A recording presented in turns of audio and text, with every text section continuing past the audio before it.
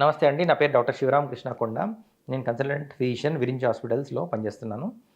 So doctor గారు, మేము తిన్న తర్వాత మంచినీళ్ళు తాగుతాం కదా, వామ్ వాటర్ తీసుకుంటే బెటరా, కోల్డ్ వాటరా, లేకపోతే నార్మల్ రూమ్ టెంపరేచర్ ఉన్న వాటరా అని అడుగుతుంటారు. ఒక విధంగా చెప్పాలంటే కోల్డ్ వాటర్ అనేది ఎటువంటి పరిస్థితుల్లో కూడా తీసుకోకపోవడం మంచిది, శ్రేయస్కరం. ఎందుకంటే బాడీలో మనం తిన్న ఆహారంలో ఉండే కొవ్వు పదార్థాలు కానీ, ఫ్యాట్ గ్లోబ్యుల్స్ కానీ అవి కరగడానికి కొంచెం ఉష్ణం అనేది ఉండాలి బాడీలో. బాడీలో ఉష్ణం అనేది సహజంగానే ఉంటుంది జీర్ణకోశంలో. దానివల్ల కొంచెం కరుగుతుంది, తొందరగా అరుగుతుంది, బాడీ ఒంటికి పడుతుంది.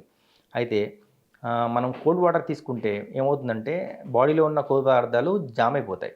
సో అవి కొవ్వు పదార్థాలు కరగవు. సో తిన్న తిండి అనేది సరిగా అరగదు, అరగడానికి టైం పడుతుంది. సో అది అరగడానికి టైం పట్టినప్పుడు ఏమవుతుందంటే మలబద్ధకం అనేది తయారవుతుంది. బాడీలో తిన్న పదార్థాలన్నీ కూడా పొట్టలోనే ఉండిపోవడం, ఇంటెస్టైన్స్లో ఉండిపోవడం, తొందరగా ముందుకు మూవ్ కాకపోవడం ఇలాంటివి జరుగుతుంది. సో కోల్డ్ వాటర్ అనేది ఎప్పటికీ శ్రేయస్కరం కాదు. బరువు తగ్గాలనుకునే వాళ్ళు మాత్రం వామ్ వాటర్ అంటే గోరువెచ్చటి నీళ్ళు తీసుకోవడం బెటర్.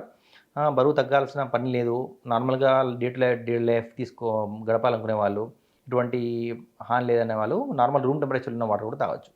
అయితే రూమ్ టెంపరేచర్లో ఉన్న వాటర్ కానీ లేకపోతే వామ్ వాటర్ కానీ తీసుకోవడం ఎప్పటికీ శ్రేయస్కరం. ధన్యవాదాలండి. Hit TV presents like, share, comment. TV వాళ్ళకు కూడా నేను ఒక సర్ప్రైజ్ ఇద్దాం అనుకుంటున్నాను. మీరు మాత్రమే జెస్సీ ఎందుకు అయ్యారు? ఇలాంటి అమ్మాయిలకి పిలవడానికి బాగుంటుంది. చందు సాయికి like you and have a, జనాలకి ఒక పేరు నచ్చిందంటే దీనికి ఒక ప్రాసెస్ ఉంటుంది. ఎందుకు ప్రాసెస్ డైరెక్ట్కి వెళ్ళిపోదాం. ఏదైనా ఒకటి మర్చిపోయినావా నువ్వు? ఏం మర్చిపోయావు?